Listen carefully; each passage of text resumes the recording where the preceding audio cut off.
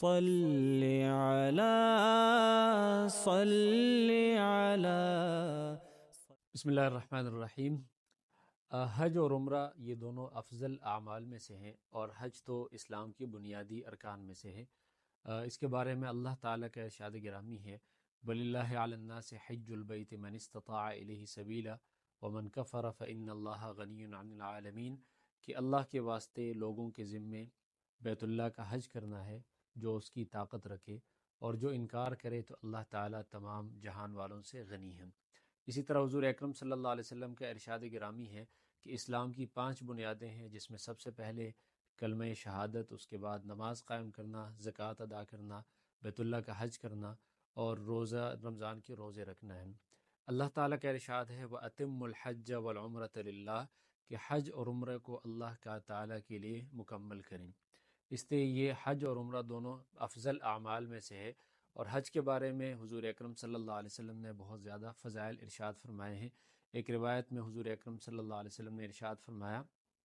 کہ جس نے بیت اللہ کا حج کیا اور نہ اس نے نہ ازدواجی تعلق قائم کیا، نہ کوئی اور گناہ کا عمل کیا، تو وہ حج سے ایسے واپس لوٹتا ہے جیسے کہ ماں کے پیٹ سے وہ جنا تھا، یعنی وہ بالکل گناہوں سے پاک صاف ہو کے واپس آتا ہے۔ ایک اور روایت میں حضور اکرم صلی اللہ علیہ وسلم سے پوچھا گیا کہ اعمال میں سب سے افضل عمل کون سا ہے؟ حضور اکرم صلی اللہ علیہ وسلم نے ارشاد فرمایا کہ اللہ اور اس کے رسول پہ ایمان لانا ہے۔ پھر پوچھا گیا اس کے بعد کون سا افضل عمل ہے؟ حضور نے ارشاد فرمایا کہ اللہ کے راستے میں جہاد کرنا۔ پھر پوچھا گیا کہ کون سا افضل عمل ہے؟ حضور نے ارشاد فرمایا کہ حج مبرور افضل اعمال میں سے ہے۔ اسی طرح حضرت ابو ہریرہ رضی اللہ عنہ کی روایت ہے کہ حضور اکرم صلی اللہ علیہ وسلم نے ارشاد فرمایا کہ ایک عمرے سے لے کر دوسرے عمرے تک، یعنی 2 عمرے درمیانی عرصے کے گناہوں کی معافی کا ذریعہ بنتے ہیں، اور حج مبرور یعنی قبول شدہ حج کا بدلہ جنت کے علاوہ کوئی نہیں ہے۔ تو جنت یعنی حج مبرور کے بدلے میں اللہ تعالیٰ کی طرف سے حاجی کو عطا کیا جاتا ہے۔ خواتین کے لیے حضور اکرم صلی اللہ علیہ وسلم نے تو اس کو جہاد قرار دیا، چنانچہ حضور اکرم صلی اللہ علیہ وسلم سے پوچھا گیا کہ کیا خواتین پر حج جہاد کرنا ہے؟ حضور نے ارشاد فرمایا کہ ہاں، ان کے لیے ایسا جہاد ہے کہ جس میں لڑائی نہیں ہے، اور وہ حج اور عمرہ ہے۔ اسی طرح اس کے بارے میں جس آدمی کے پاس استطاعت ہو اور وہ حج کر سکے لیکن وہ حج کے لیے نہیں جاتا، اس کے بارے میں وعید بھی بہت شدید ہے۔ حضور اکرم صلی اللہ علیہ وسلم نے ارشاد فرمایا کہ جس آدمی پر حج فرض ہو اور کوئی ظاہری ضرورت نہ ہو،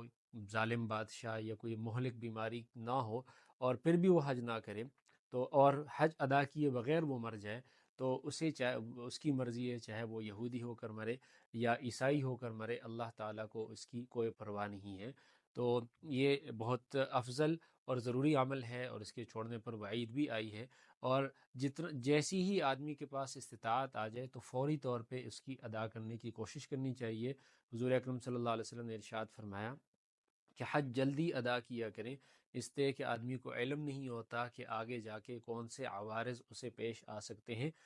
ہو سکتا ہے کہ بعد میں آپ کو حج ادا نہ کر سکے۔ اسی طرح جو حاجی واپس آتا ہے، حضور اکرم صلی اللہ علیہ وسلم نے اس کا استقبال کرنے کا بھی حکم فرمایا ہے، اور ارشاد فرمایا کہ آپ اسے سلام کریں، اس کے ساتھ مصافحہ کریں، اور اس سے درخواست کریں کہ وہ آپ کے لیے مغفرت طلب کرے، آپ کے لیے دعا کریں گھر جانے سے پہلے، اس لیے کہ اس کی مغفرت ہو چکی ہوتی ہے تو اس کی دعا کی قبولیت کا امکان زیادہ ہوتا ہے۔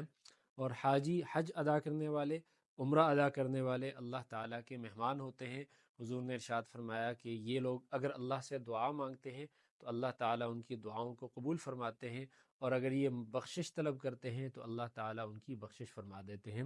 تو اس لیے یہ بہت افضل عمل ہے، اور خاص طور پہ حج اور عمرہ آپس میں یکے بعد دیگرے کرنا یہ بھی افضل عمل ہے۔ اس کے بارے میں حضور نے ارشاد فرمایا کہ یہ گناہوں کو اور فقر کو ایسے ختم کرتا ہے یہ عمل، یعنی حج اور عمرہ ایک دوسرے کے بعد کرنا، جیسے کہ بٹھی لوہے کی میل کچیل کو دور کرتی ہے، اسی طرح پے در پے حج اور عمرہ کرنا یہ فقر اور گناہوں کو اس طرح سے ختم کر دیتی ہے۔ اور اس کے ذریعے سابقہ سارے کے سارے گناہ حج کے ذریعے معاف ہو جاتے ہیں۔ حضور اکرم صلی اللہ علیہ وسلم نے 3 چیزوں کے بارے میں ارشاد فرمایا کہ اسلام تمام گناہوں کو ختم کر دیتا ہے، ہجرت تمام گناہوں کو ختم کر دیتا ہے، اور حج سابقہ تمام گناہوں کو ختم کر دیتا ہے۔ تو عمرہ بھی افضل اعمال میں سے ہے، جس کے بارے میں احادیث میں اس کی طرف اشارہ ہو گیا، اور خاص طور پہ رمضان المبارک کے مہینے میں عمرے کا ثواب اور زیادہ بڑھ جاتا ہے۔ حضور اکرم صلی اللہ علیہ وسلم کے ارشاد گرامی ہے کہ رمضان میں عمرہ کرنا یہ حج کے برابر ہے، اور ایک اور روایت میں تو حضور نے یہ بھی ارشاد فرمایا کہ یہ میرے ساتھ حج کے برابر ہے، یعنی حضور اکرم صلی اللہ علیہ وسلم کی رفاقت اور معیت میں جو حج ادا کیا جائے تو رمضان المبارک کا عمرہ اتنا ہی ثواب رکھتا ہے۔ اس لیے ہر مسلمان کے دلی آرزو اور تمنا ہوتی ہے کہ وہ بیت اللہ کی زیارت کے لیے جائے اور حج اور عمرے کے لیے جائے، تو یہ افضل اعمال میں سے ہے۔ جو صاحب استطاعت لوگ ہیں ان کو چاہیے کہ وہ حج اور عمرے کے لیے ضرور جائیں۔ حج تو فرض ہے، فرض عین ہے، اور عمرہ ساری زندگی میں ایک دفعہ ادا کرنا یہ سنت مؤکدہ ہے، اس کے بعد بار بار ادا کرنا مستحب ہے۔ تو اس لیے بار بار وہاں کی زیارت کرنی چاہیے، اور جو فضائل حضور اکرم صلی اللہ علیہ وسلم نے ارشاد فرمائے ہیں ان کو پانے کے لیے بار بار وہاں کا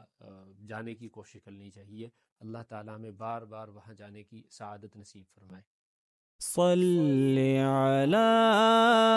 صل على صل على